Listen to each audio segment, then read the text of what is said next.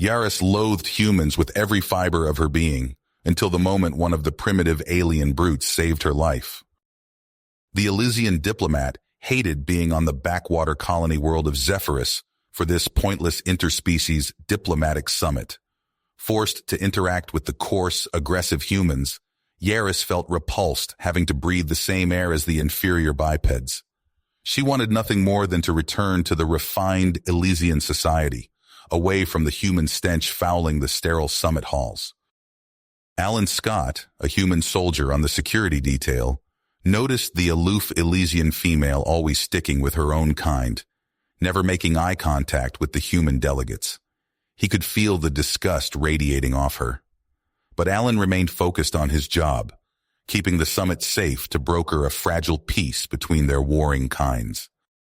Suddenly, a massive explosion ripped through the main negotiation chamber, shaking the building to its foundations. Acrid smoke filled the air as rubble rained down. Screams of pain and terror mixed with the wail of alarms. As if rehearsed, Alan and his human security team sprung into action, dodging falling debris while evacuating bloodied delegates. Across the destroyed chamber, through the haze, Alan spotted the Elysian female diplomat, pinned under a slab of ferrocrete, her leg bent at a sickening angle, cyan blood pooling beneath her crumpled form. He didn't hesitate for a microsecond. Sprinting to her side, Alan heaved the massive rubble off Yaris's mangled body with a grunt of exertion. Gently, he scooped her into his arms and carried her to safety, his body shielding hers from the chunks of ceiling still crashing down around them. As emergency response teams flooded in, the grim reality became clear. This was no accident. Evidence pointed to the Crimson Frontier, a radical Elysian extremist group violently opposed to any cooperation with the humans they deemed unholy abominations. The terrorists had smuggled in explosives, wired the structure to collapse, and taken hostages to issue their demands. Abandon the summit or everyone dies. With comms jammed, hundreds of lives in the balance, and the future of their civilization's relationship teetering on a knife's edge, Alan realized he and his small team of human soldiers were the only ones in position to act before it was too late. In the chaos following the blast, Alan worked tirelessly to pull survivors from the rubble. His focus narrowed on the Elysian diplomat he had rescued. He made sure Yaris was rushed to the human medical facility, the closest option given the devastation. As Yaris drifted in and out of consciousness, she caught glimpses of the human doctors and nurses fighting to stabilize her. Their dedication, their urgency to save an Elysian life, chipped away at her long-held beliefs. Alan's presence at her bedside, his genuine concern, further cracked the facade of human inferiority that had been ingrained in her since birth. News of the Crimson Frontier's demands spread like wildfire. Elysian extremists, emboldened by the attack, rallied in the streets, calling for the immediate expulsion of all humans from Zephyrus. Tensions simmered, ready to explode at the slightest provocation. Humans, still reeling from the unprovoked violence, divided between those preaching restraint and those howling for blood. Amidst this powder keg, Alan received his orders. Escort Yaris back to her people as soon as the doctors deemed her fit to travel. He knew it would be a dangerous journey, but he was determined to see it through. They had barely left the human settlement when the ambush hit. Elysian extremists, hidden among the rocky outcroppings, opened fire on the shuttle. The pilot slumped over the controls, a charred hole in his chest. Alan reacted on instinct, wrenching the controls to avoid a collision. He managed to bring the craft down in a controlled crash, but the attackers were already closing in. Alan pulled Yaris from the smoking wreckage, shielding her with his own body as he returned fire. Outnumbered and outgunned, he fell back to a defensive position, making every shot count. Yaris, fighting through the pain of her injuries, crawled to the shuttle's comm unit. With shaking hands, she broadcast a distress signal on all frequencies, praying it would reach friendly ears. Minutes felt like hours as Alan held the line, his weapon growing hot in his hands. Just when it seemed they would be overrun, the whine of approaching engines filled the air. Human reinforcements, guided by Yaris's signal, rained down covering fire, driving the extremists back. In the aftermath, as Yaris looked at the human soldiers tending to the wounded, her worldview shattered completely. These were not the actions of a lesser species, but of beings with honor, courage, and compassion. On the long road to the Elysian capital, she and Alan really talked, for the first time. She learned of his hopes and fears, his dreams for a future where their kinds could coexist. And in turn, she shared her own doubts, her growing realization that the extremist path led only to destruction. When they reached the capital, Yaris knew what she had to do. She addressed the Elysian people, not as a diplomat, but as one of their own who had seen the truth. She spoke of Alan's bravery, of the selflessness shown by the human soldiers. She urged her people to question the narratives of hate, to seek a path of understanding. Her words sparked a firestorm. Many Elysians, shaken by the extremists' actions, rallied to her cause. But others, the most radical factions, saw her as a traitor to be silenced. Death threats poured in, and Yaris found herself living in fear. But she was not alone. Alan, driven by a fierce protectiveness, stayed by her side as her bodyguard. Together they worked to build bridges between their peoples, all the while looking over their shoulders for the shadow of the extremists' next move. They knew that the greatest battles still lay ahead, but they faced that uncertain future united, two unlikely allies bound by a shared hope for peace. Yaris stood before the holographic projector, her voice steady but her heart's racing. The speech she was about to give would change everything. "My fellow Elysians," she began, her words echoing across the planet. "I come to you today not as a diplomat, but as one of our own who has seen the truth." She recounted the attack, Alan's bravery, and the selflessness of the human soldiers. With each word, she felt the weight of centuries of prejudice lifting from her shoulders. "We have been blind," Yaris continued, her voice growing stronger. "The humans are not our enemies. They are beings of honor, courage, and compassion. It is time we question the narratives of hate that have divided us for too long." The reaction was immediate and intense. Messages flooded in from across Elysian society. Many were inspired, seeing hope for a new future, but others seethed with rage, viewing Yaris as a traitor to her kind. As the dust settled, Yaris found herself living in fear. Death threats poured in daily, each more graphic than the last. The Elysian security forces, stretched thin and infiltrated by sympathizers, couldn't guarantee her safety. That's when Alan entered the picture again. He arrived at her residence, standing tall despite his recent injuries. "I've been assigned as your personal bodyguard," he said, his voice calm and professional. Yaris felt a flicker of her old prejudices, a human protecting her.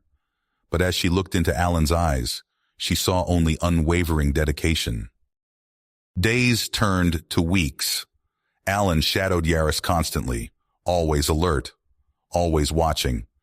At first, she found his presence intrusive, a constant reminder of her vulnerability.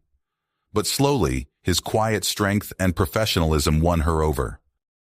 One night, as they sat in her study reviewing security protocols, Yaris finally voiced her thoughts. "Why are you doing this, Alan? After everything my people have done to yours?" Alan met her gaze, his expression serious. "Because it's the right thing to do, and because I believe in what you're fighting for." Before Yaris could respond, alarms blared throughout the compound. Alan was on his feet in an instant, weapon drawn. "Stay close to me," he ordered, all business now. They moved swiftly through the corridors, the sound of gunfire growing louder. Yaris's guards engaged the intruders, their energy weapons lighting up the night. Alan's team worked with brutal efficiency, taking down extremist after extremist, but they were outnumbered, and the attackers kept coming. "We need to get you to the safe room," Alan shouted over the chaos. They were almost there when a bloodied extremist lunged from the shadows, grabbing Yaris. The attacker pressed a blade to her throat, his eyes wild with fanaticism. "Release our comrades!" he screamed, "or watch your precious traitor die!" Alan raised his hands, his voice steady. "Let's talk about this. No one else needs to get hurt. As Alan spoke, keeping the extremists' attention, Yaris saw his team silently moving into position. Her captor ranted about Elysian purity, spittle flying from his lips. In a heartbeat, Alan made his move. He lunged forward, pushing Yaris clear as the knife slashed down. The blade bit deep into Alan's shoulder, but his aim was true. A single shot rang out, and the extremist crumpled. Alan collapsed, blood pooling beneath him. Yaris scrambled to his side, her hands shaking as she tried to stem the flow. "Stay with me, Alan," she pleaded, applying pressure to the wound. "Don't you dare die on me." As medics rushed in, Yaris realized something had fundamentally changed. This human, this being she once despised, had willingly sacrificed himself for her. The last vestiges of her prejudice shattered, washed away by Alan's blood on her hands. In the weeks that followed, Yaris rarely left Alan's bedside. She watched his slow recovery, marveling at his resilience. They talked for hours, sharing hopes and fears, dreams of a future where their peoples could coexist. But even as their bond grew stronger, both knew the fight was just the beginning. The extremists had gone to ground, no doubt planning their next move. And on both sides, hardliners viewed any compromise as betrayal. As Alan regained his strength, he and Yaris began formulating a plan. They would need to infiltrate the extremist network, cut off the head of the snake once and for all. It would be dangerous, perhaps suicidal, but they knew it was their only chance for lasting peace. Yet as they worked late into the night, poring over intelligence reports and strategizing, something else grew between them. Lingering glances, a brush of hands, words left unspoken. Both felt it. This spark that defied every convention of their societies. Yaris found herself studying Alan's face, the determined set of his jaw, the kindness in his eyes. She wondered what it would be like to touch him, to bridge the gap between their species in the most intimate way. Alan, for his part, caught himself admiring the graceful curve of Yaris's neck, the way her skin seemed to shimmer in the low light. He imagined running his fingers through her crest, wondering if it was as soft as it looked. But neither dared to act on these feelings, not yet. The mission came first. They had a galaxy to save after all. Still, as they worked side by side, both knew that an even greater challenge might await them on the other side of this conflict. How to reconcile a love that defied the very fabric of their divided universe. Alan's muscles ached as he hauled himself out of the medical pod. Weeks of regenerative therapy had knitted his flesh back together, but the memory of the knife slicing through his shoulder remained vivid. Yaris stood nearby, her crest rippling with concern. "You sure you're ready for this?" she asked, her melodic voice tinged with worry. Alan rolled his shoulder, testing its range of motion. "No time to waste. Those extremists won't wait for us to be comfortable." They pored over intelligence reports, searching for a weakness in the Crimson Frontier's defenses. Yaris's finger traced a pattern on the holomap, circling a small cluster of buildings on the outskirts of the capital. "I'm there," she said. "Low-level cell, mostly new recruits. They'll be eager to prove themselves." Alan nodded, already formulating a plan. "We pose as sympathizers, offer them something too good to refuse." Days later, they stood in a dimly lit alleyway, their features obscured by hooded cloaks. The air felt thick with tension as three figures emerged from the shadows. "You claim to support our cause," the lead extremist growled, his hand resting on a concealed weapon. "Prove it." Alan stepped forward, his voice steady. "The humans are moving a weapons shipment tomorrow night. I can give you the route, the guard rotations, everything." The extremist's eyes narrowed. "And why should we trust you?" "Because I've seen the truth," Alan said, venom in his voice. "These diplomatic talks are a sham. Humans will never see Elysians as equals. It's time to take action." Tense seconds ticked by as the extremists deliberated. Finally, the leader nodded. "Very well. Come with us." Over the following weeks, Alan and Yaris immersed themselves in the extremist cell. They memorized faces, cataloged safe houses, and pieced together the larger organizational structure. In hushed conversations, they learned of a terrifying plan, a coordinated strike against both human and moderate Elysian targets using stolen weaponry. Time was running out. They needed to act, but one wrong move would blow their cover. Fate intervened when they were tasked with transporting a cache of weapons to a hidden base. As their transport rumbled down a deserted road, Alan caught Yaris's eye. A silent understanding passed between them. Alan slammed on the brakes, sending the vehicle into a controlled spin. "Ambush!" he shouted, diving for cover. In the ensuing chaos, Alan and Yaris systematically neutralized the extremist guards. Their movements were fluid, practiced, covering each other's blind spots as they fought. When the dust settled, the scene looked like the aftermath of a human raid. Alan tapped into the local garrison's comm frequency, his voice disguised. "Multiple hostiles down. Weapons secured. Be advised, intel suggests imminent attacks on human and Elysian targets." They raced to the extremist hideout, arriving just as human forces began their assault. Alarms blared, and panicked shouts filled the air. In the confusion, Alan and Yaris slipped inside, making their way to the command center.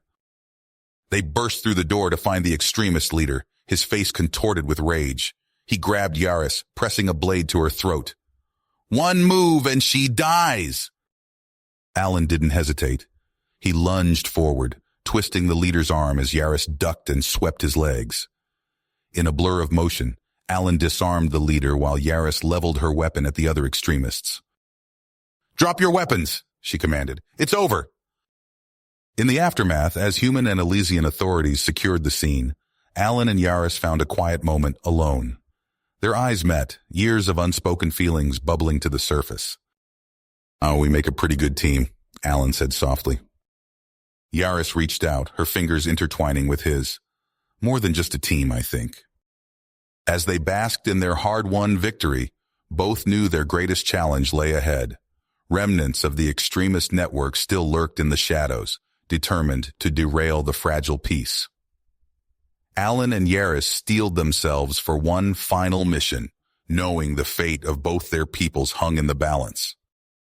The comm unit crackled to life, jolting Alan and Yaris from their brief moment of respite. "Base to strike Team Alpha. Urgent intel incoming." Alan tapped his earpiece. "This is Alpha Lead. Go ahead." The voice on the other end was tense. "We've intercepted chatter from a splinter cell. They've gone rogue, rejecting all surrender offers. Intel suggests they've acquired a human antimatter warhead. Target is the joint colony." Yaris's crest flattened against her skull, a sign of distress Alan had learned to read. "By the celestial moons," she breathed. "How did they get their hands on that kind of firepower?" Alan's eyebrows furrowed. "Doesn't matter now. We need to move." They assembled their team quickly, a mix of human and Elysian special forces. The plan was simple, but dangerous. Infiltrate the extremists' fortified bunker hidden in a remote lunar valley and disable the warhead before it could be detonated. The team's dropship skimmed low over the cratered surface, hugging the terrain to avoid detection. As they touched down in a narrow canyon, Alan felt a chill that had nothing to do with the moon's frigid atmosphere. "Something's not right," he muttered, scanning the rocky outcroppings above. Yaris nodded, her multifaceted eyes picking up minute details. "Too quiet. They knew we were coming." The words had barely left her mouth when the air erupted with weapons fire. Energy bolts sizzled past, impacting the rocks around them in a shower of superheated fragments. "Ambush!" Alan shouted, diving for cover. "Spread out and return fire!" The team reacted instantly, years of training kicking in. They fanned out, using the lunar terrain for cover as they engaged the hidden attackers. Yaris moved with fluid grace, her plasma rifle spitting blue fire as she provided covering fire for the advancing squad. Alan watched her back, his own weapon barking staccato bursts at muzzle flashes in the darkness. For a moment, it seemed they might gain the upper hand. Then a lucky shot found its mark. Yaris stumbled, her weapon clattering to the ground. Alan's heart seized as he saw the dark stains spreading across her envirosuit. "Man down!" he yelled, already sprinting towards her fallen form. Shrapnel peppered the ground around him as he ran, but Alan barely noticed. He skidded to a stop beside Yaris, pulling her into cover behind a boulder. "Stay with me," he pleaded, fumbling for a medkit. "Don't you dare check out on me now." Yaris's eyes focused on his face, a sad smile playing across her alien features. "Alan," she whispered, her voice weak. "You have to finish this, no matter what it takes. Promise me." Alan felt something break inside him. He clutched her hand, feeling the life ebb from her body. "I promise," he choked out. "I'll stop them, for both our peoples." Yaris's grip tightened for a moment, then went slack. Her eyes, once so full of fire and drive, grew dim. Grief threatened to overwhelm Alan, but he pushed it down. There would be time to mourn later. For now, he had a mission to complete. "Team, fall back," he ordered over the comm. "Repeat, fall back to extraction point." As the surviving members of the strike force retreated, Alan cradled Yaris's body. He carried her back to the dropship, laying her gently on the deck before turning to face the ship's commander. "Get everyone out of here," he said, his voice hard. "I'm going back in, alone." The commander started to protest, but Alan cut him off. "That's an order. I'm the only one who stands a chance of disabling that warhead. If I fail, you'll need every ship we have for evacuation." Without waiting for a response, Alan grabbed fresh ammo and explosives. As he stepped off the dropship's ramp, he cast one last look at Yaris's still form. "I'll finish what we started," he whispered. "Whatever it takes." With that, Alan turned and strode back into the lunar night, a solitary figure against the stark, unforgiving landscape. The extremists' bunker loomed ahead, a fortress of steel and hatred.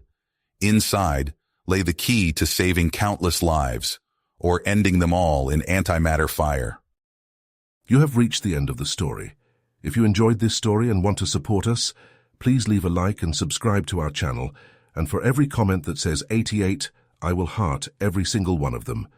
Thank you for your time.